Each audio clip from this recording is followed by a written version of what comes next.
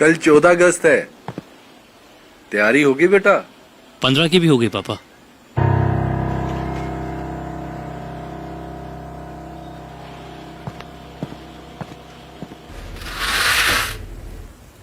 पता है वो डॉक्टर का लड़का है ना, हाँ तो वो 15 अगस्त मनाने की भी तैयारी कर रहा है।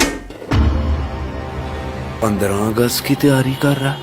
हाँ, गुड्डी ने खुद सुना है।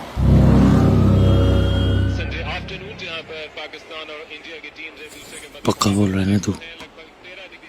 एकदम पक्का। हाँ लेने दे 15, देखते हैं कैसे मनाता है।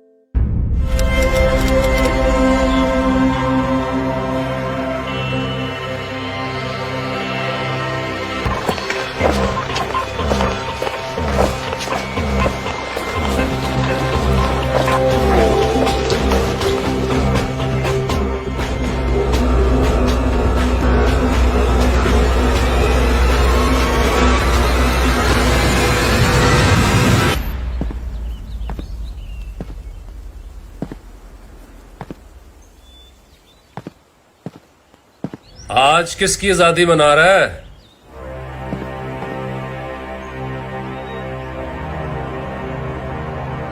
मना तो आज भी 14 अगस्त ही रहा हूं।